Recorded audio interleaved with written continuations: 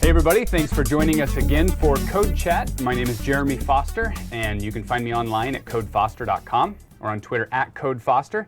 And I'm here today with Chris Risner. Hello. How you doing, Chris? Doing fantastic. Great to be here. Yeah. You want to let everybody know kind of what your handle is, your Twitter and all that? Absolutely. It's quite easy. The handle's the same as the website. So it's just chrisrisner.com or at Chris Risner for Twitter. Awesome. And I'll put those right down here, so that's pretty easy. I'm real excited to talk to Chris today. We've got an exciting topic. Seems like a lot of our topics end up being about cloud and Azure. There's a lot moving in this space. Absolutely. So that's really cool. We're going to be talking about a really broad array of services from Azure. First, I want to mention a couple things about CodeChat. First of all, if you want to chat on Twitter about CodeChat, use the hash sign at CodeChat. And I'm sorry, hash CodeChat, not at CodeChat. So if you use hash CodeChat, you can use that to just chat about past episodes or maybe ask questions that I can try to bring into future episodes, whatever you want. Also, I just created some feed URLs for CodeChat to make life easy. So it's under codefoster.com. I'll put the links right here, codefoster.com/codechat/feed for the main video feed. And if you want audio only, if you're like me, and sometimes you don't want that video playing, so you can keep your phone in your pocket, or you can drive without getting arrested, or, you know, little things like that, go to codefoster.com/codechat/feed/audio, and that'll give you just the MP3. So, without further ado, Chris, why don't you tell us who you are, what you do at Microsoft, and how long you've been around? Sure. So my name is Chris Risner. I've been at Microsoft for about 2.5 years now. Okay.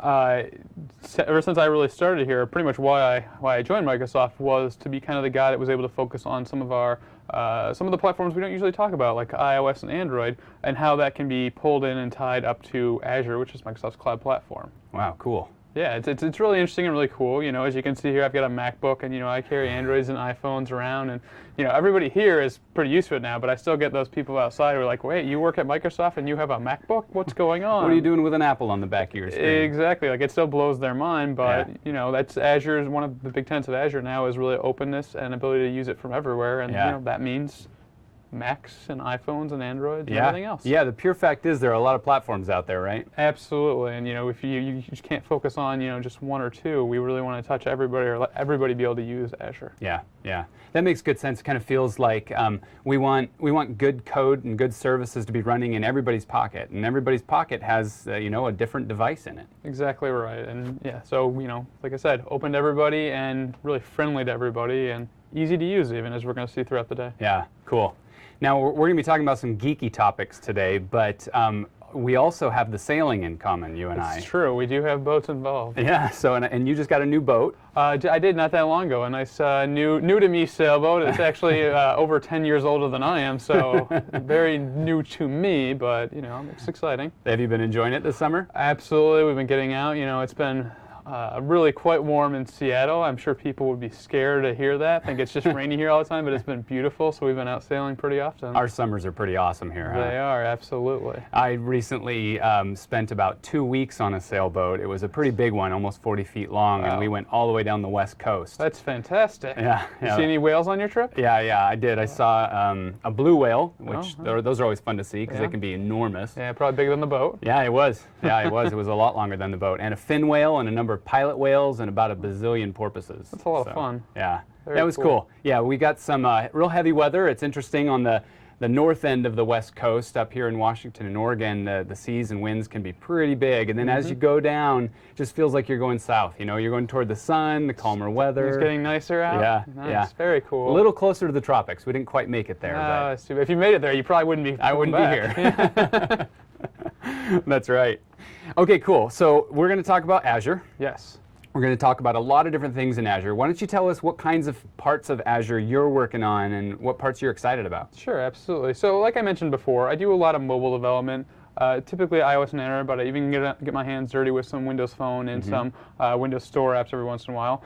But I've primarily focus on the Android and iOS stuff. And so the stuff that I'm really familiar with, the stuff I play around with, are the pieces that are either easy to use or really plug into those platforms really well. So stuff like Azure mobile services and notification hubs and media services and platforms like that, where it's not just something that's just running in the cloud and it's just, you know, mysterious and it's up there. It's stuff that, you know, I can pick up my phone and I'm using those systems behind the scenes. Okay. And the protocols, the interfaces to these services, are they pretty standard? I remember we talking REST-based services? That's the great thing about a lot of the services in Azure is that it pretty much is all REST. So, you know, if we have an iOS SDK, for example, it's behind the scenes using REST. Okay. If we don't have an SDK, it's all REST. So as long as you can make a web request and you know the difference between a GET and a POST and a patch and et cetera, you know, you can still use everything in Azure. That always feels great. It's like, I do want an SDK because I want to make my life easier, but it feels really good to know that if I wanted to, I could just make a nice little GET request and get it with a REST. Exactly, and we've seen that out there. I mean, we've got SDKs for a lot of the stuff we're going to talk about today, but you know, there's certain circumstances where it's someone's building something. It's like, yeah, you know what? I don't want to use the SDK because doesn't do the exact thing I want. And I don't want to bother with, you know, forking the SDK and then changing it. I'm just going to connect over REST. Yeah, or I'm going to maybe customize the calls or the responses. Or exactly something. right. And so many of the client SDKs are actually open sourced that you can do that. You know, if you want to make just a little change, but you're okay with, you know, the SDK as it is for the most part, right. You just fork the SDK from, you know, in most of the cases they're all on GitHub. Yeah. You fork the SDK, you make whatever change you want, and then you can start using that. You can even, you know, we even accept code contributions on those SDKs. Yeah. So you see an issue, you do a pull request. Improve it. Exactly. Wow. It's great. It's fantastic. This is a whole new world, isn't it? It really is. Absolutely. It's not the way we used to write software. No, definitely not.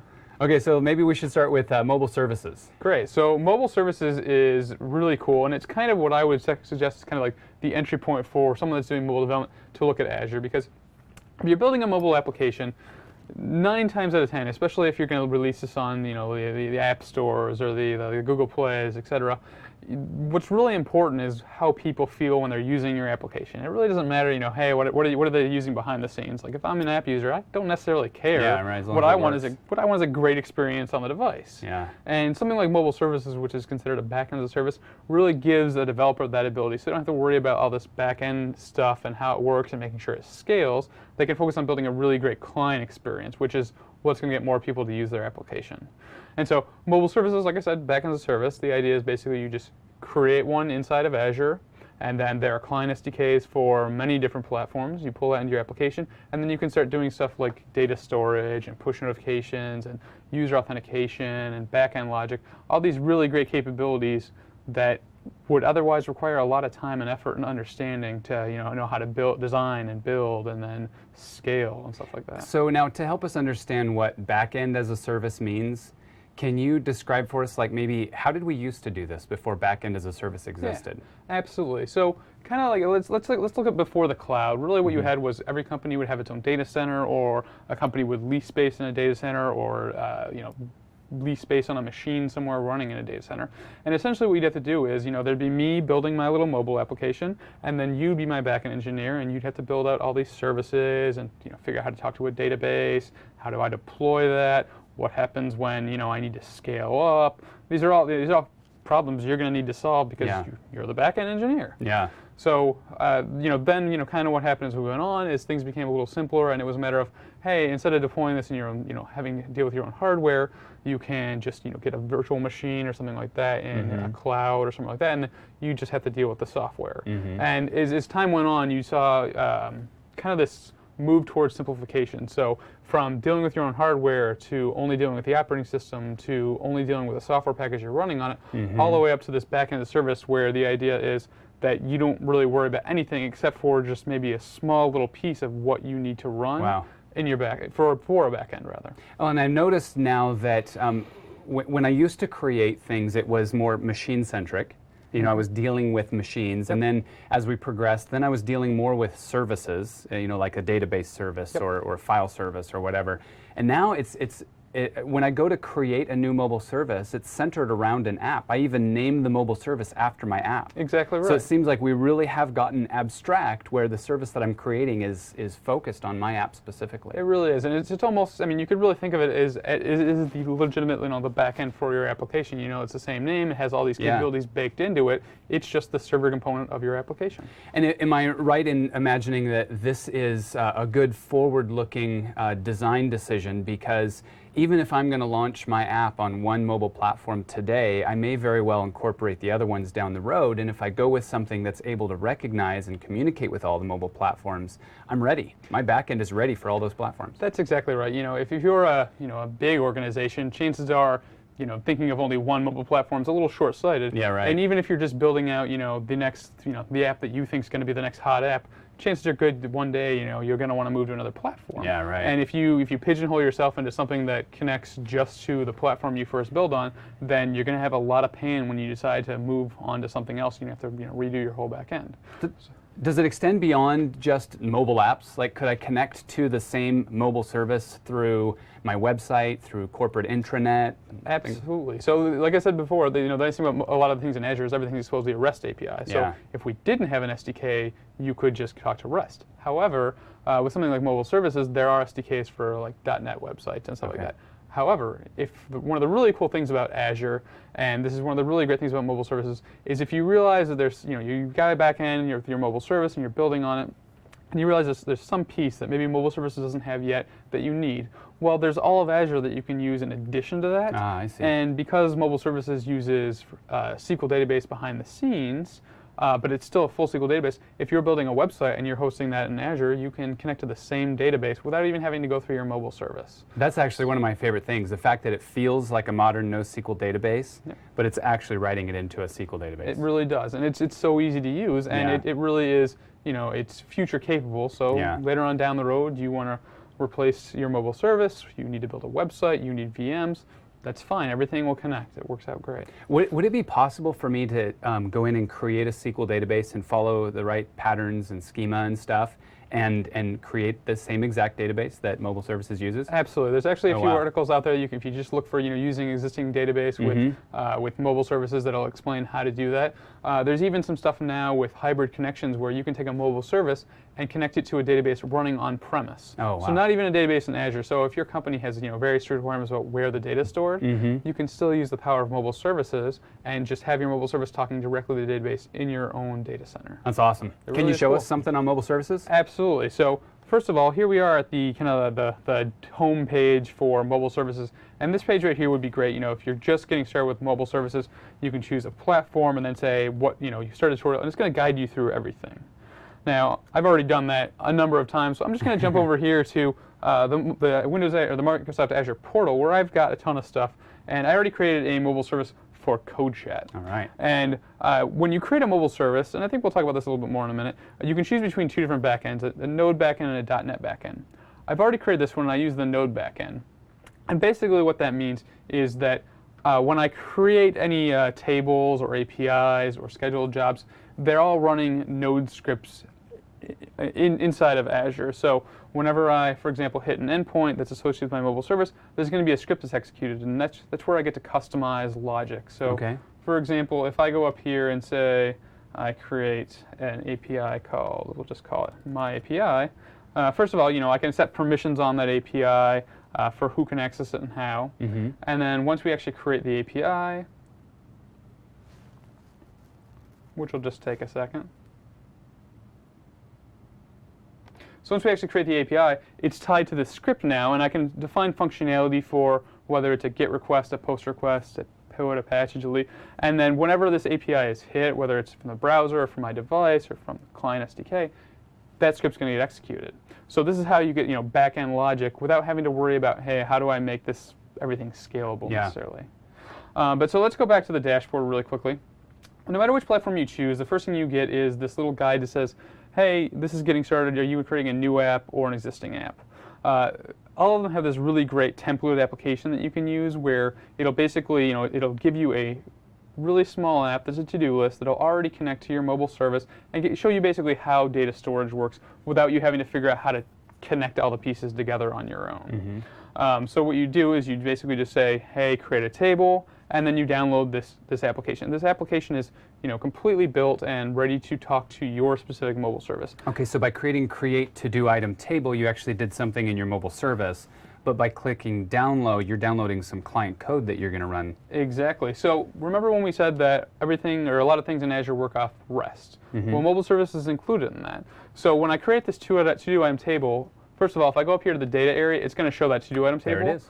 But now, in addition to actually creating that in the database that's behind the scenes, mobile services is also spinning up a REST endpoint. So when I open this application right here and I actually run it and talk to my mobile service, it's actually using that REST API behind the scenes. Even though I'm not doing REST myself, or I'm not, saying, make this web request, manually, it's doing a REST request for me behind the scenes. Okay. So really cool that it does that without, just automatically out of the box for us. All right, so first thing we'll do is we'll just go ahead and run the application. And again, it's just a simple to-do app. We can go ahead and add some to-do items like talk about Azure and do... That's a recurring item. It really is. That might be an everyday thing. And do CodeChat. So then, we save this data here, and if we go back to our mobile service here and go into our to-do item table, we're going to see the data's there, the columns were added.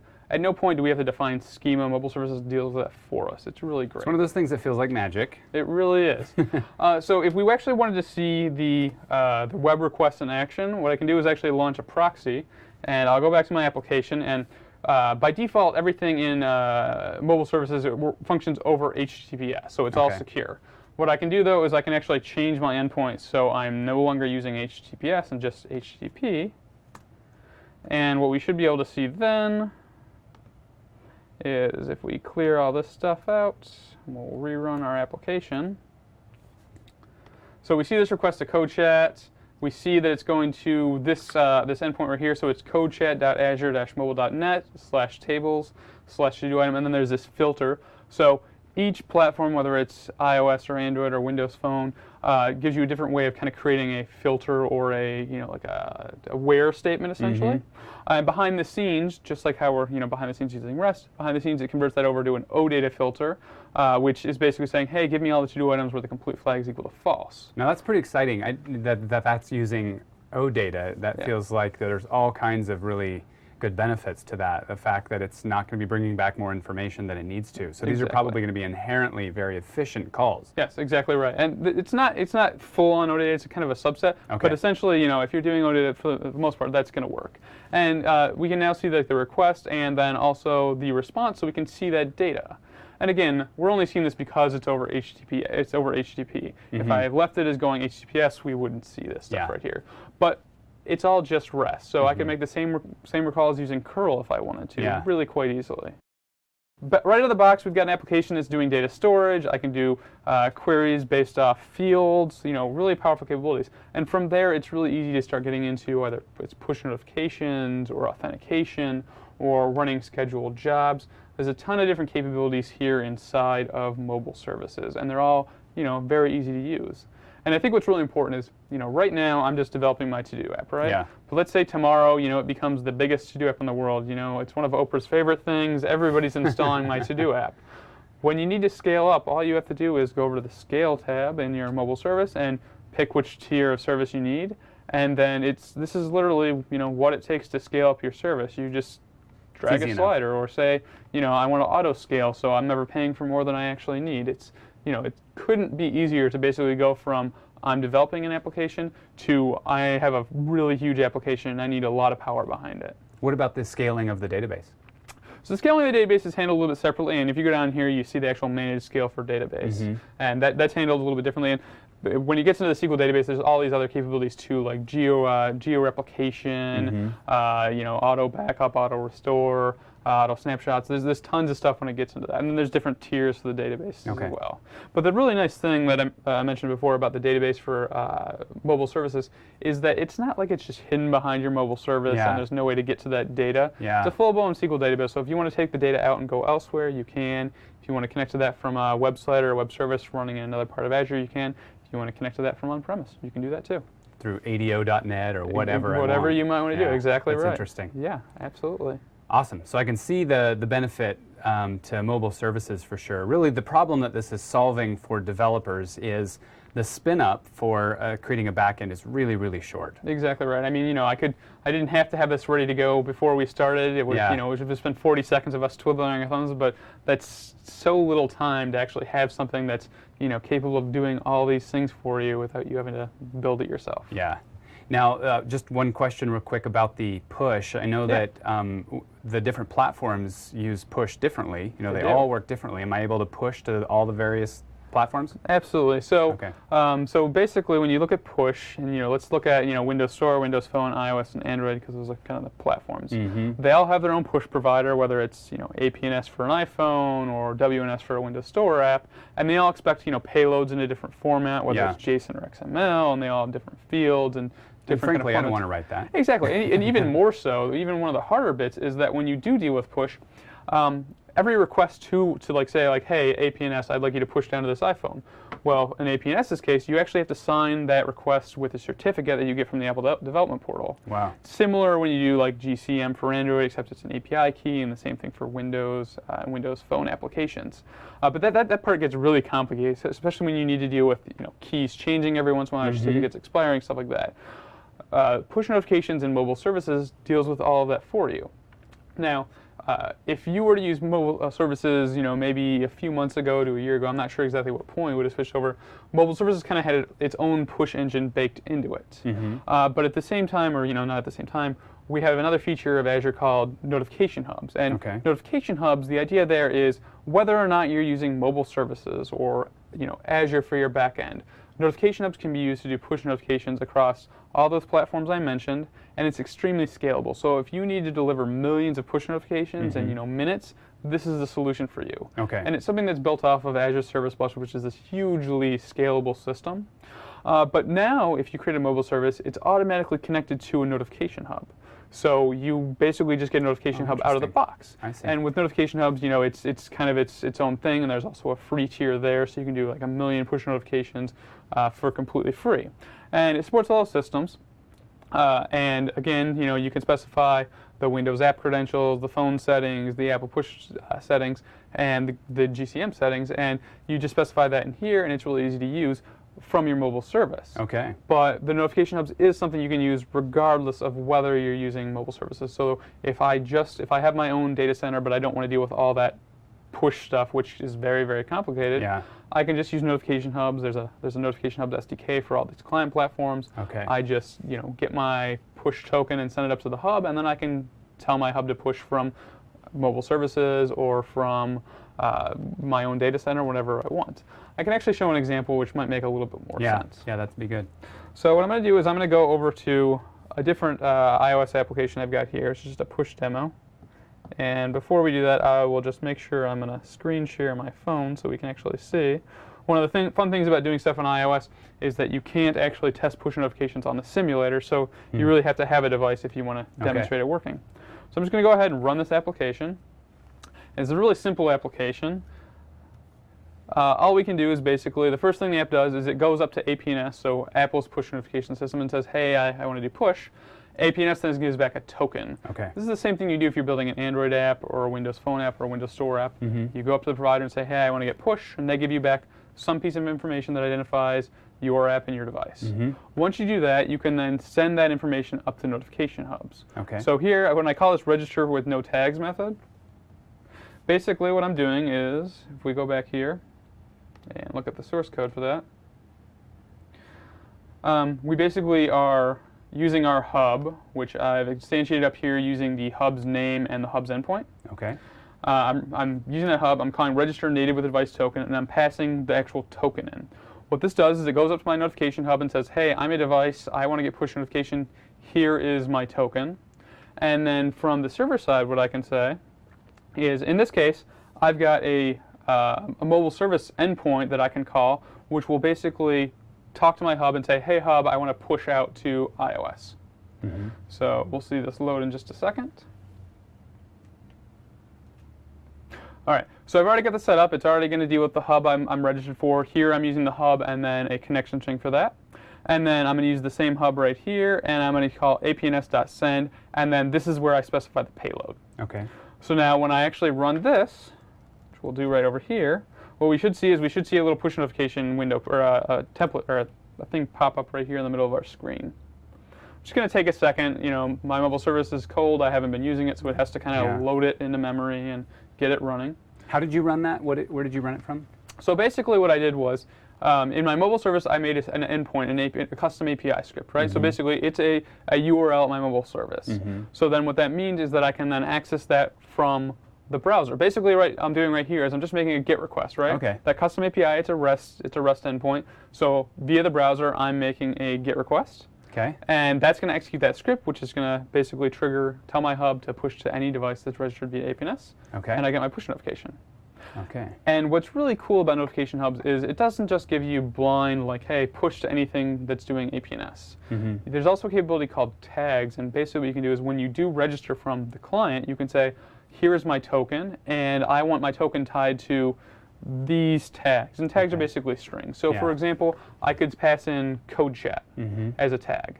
And then what I could do from my server is, or from my mobile server, from whatever endpoint I want, is I could basically tell my hub, hey hub, push to this tag. So in this case, I could say push to CodeChat. And what that's going to do is it's going to say, the hub is going to go back and say, I need to find all the registrations that have this tag, and I'm going to push to them. So you get targeted push. So I could push to anybody that's registered to get information about CodeChat, or I could push to all of Jeremy's devices if I used your name as a tag. You can get really advanced and really crazy there. That's, you can do geo-based push using that, interest-based push, whatever you might want to do. Okay. And the other really cool capability is called templates.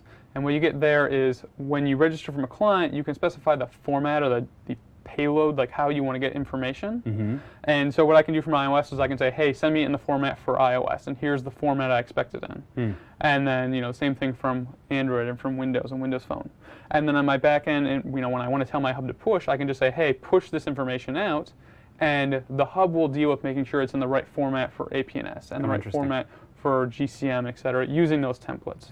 So it makes it really, really easy to just basically trigger, a push to potentially millions of devices with a single line of code. So on my server, when I do that single line of code and I say push the following message, I really don't have to specify push it to the iOS users, push it to the Android users, and so on. I just push the message and the hub handles. Exactly. So here's an example right here where we see basically my payload has a message tag and then some text.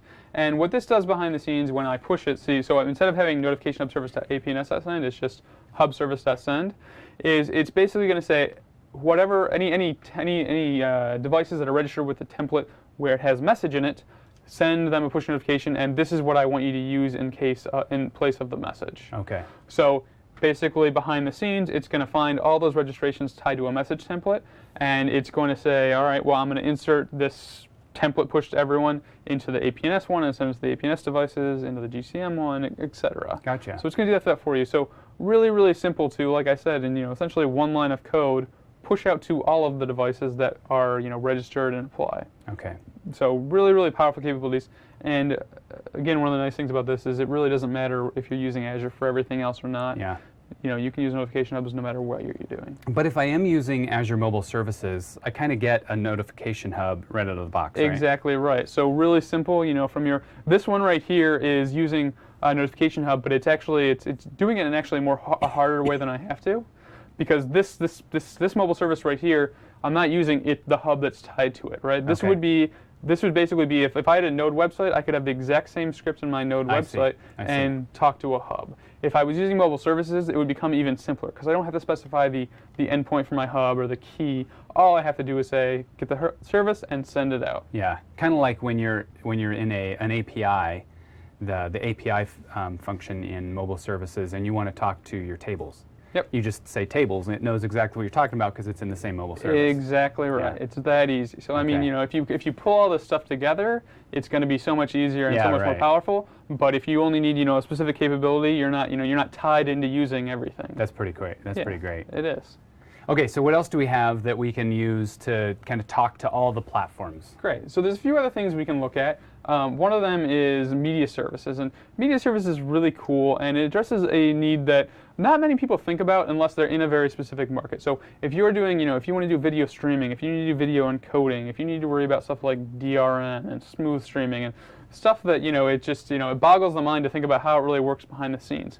Media services is there to help you with that, and again, REST API powered, but with client SDKs for streaming. So for example, if I was going to build an iOS app and I need to stream down to that Android application, I can go in here and I can grab the SDK for media services, and then provided my media is actually inside of my media service, I can start streaming down to my device, and that gives you capabilities like inserting, ads, video ads into your stuff if you want to. Exactly. So really powerful capabilities for actually playing media onto your devices. On an iOS device, it's going to play in HLS. I believe that's the case. Yeah, I haven't played with it a ton, but yeah, I believe if we, it doesn't actually say here, but I'm pretty sure it is playing in HLS. But really high quality playback and very impressive capabilities.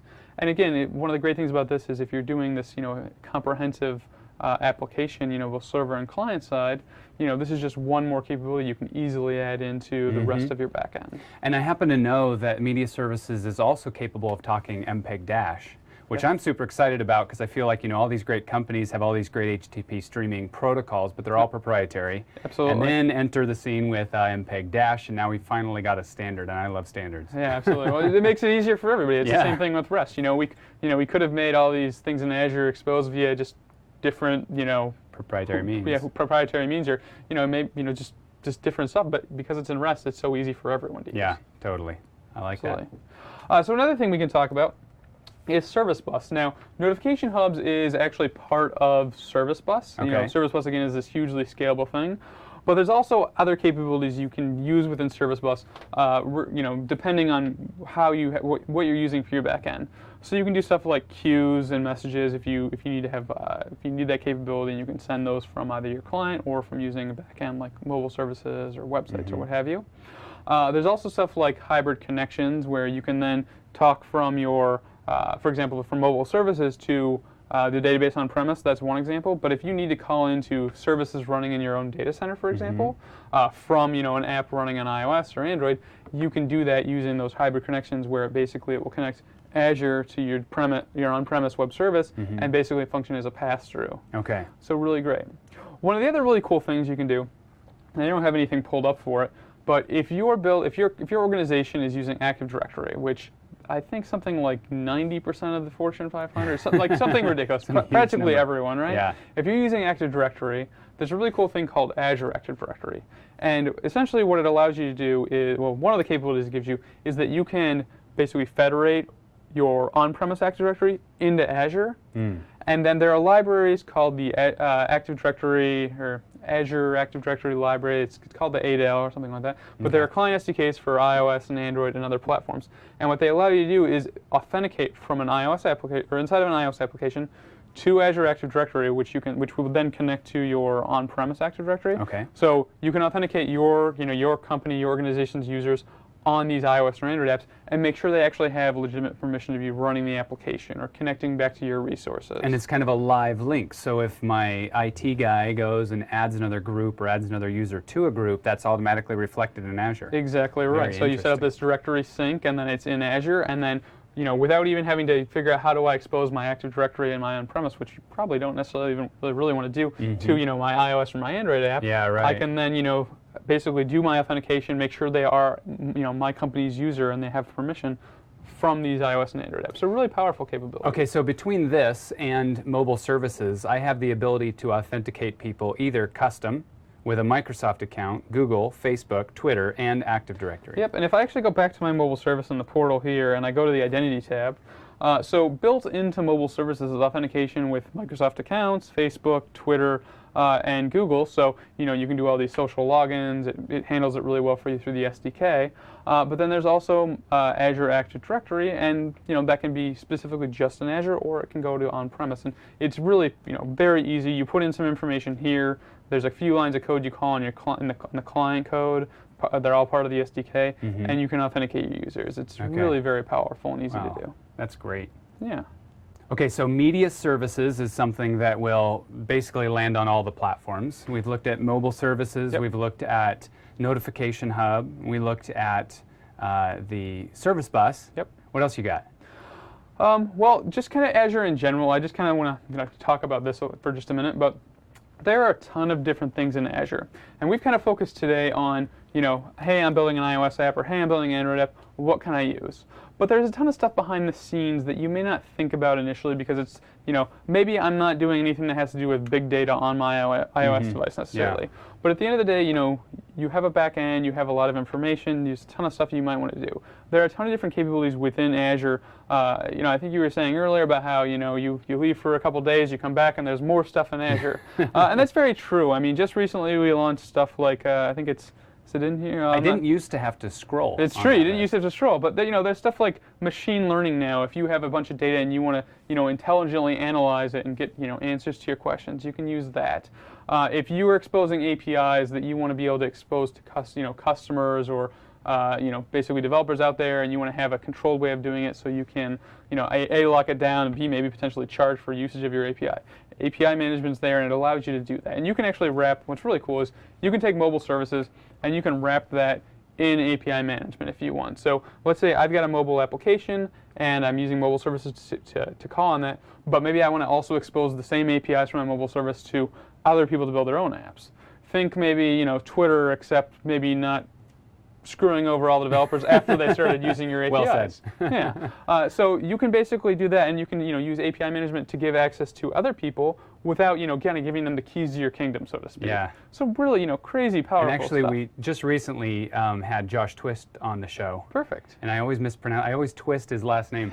we just recently had Josh Twist on the show, and we talked about API management, and that was really cool. Yeah. So if you want, you can go back a couple of shows and check out that episode. And you should. It's really great, just to see how it works.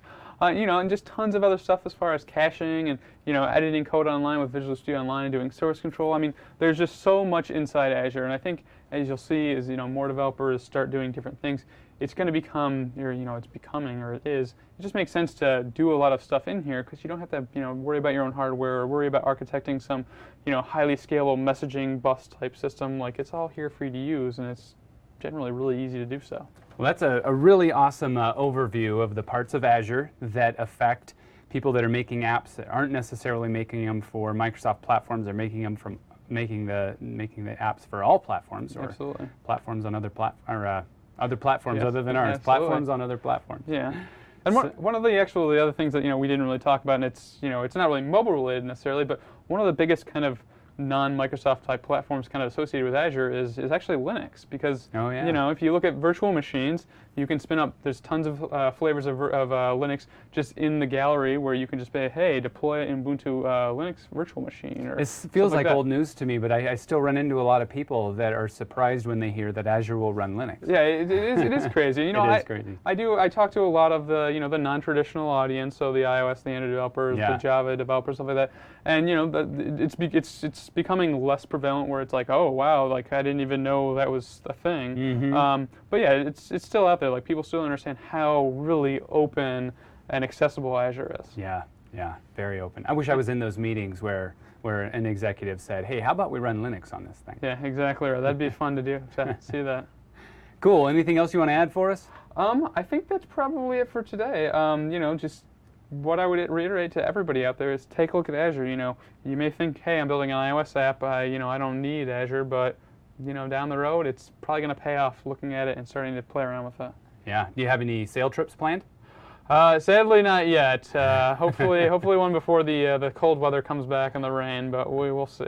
You got to turn this stuff off and get out there. Exactly. I got to stop working so hard. Cool. Well, hey, thanks again for joining us on CodeChat. It's been nice having you, and we'll see you next time. And don't remember what the actual topic that we're going to be talking about next time is, but who cares? Just come back for the next episode of CodeChat. See you later.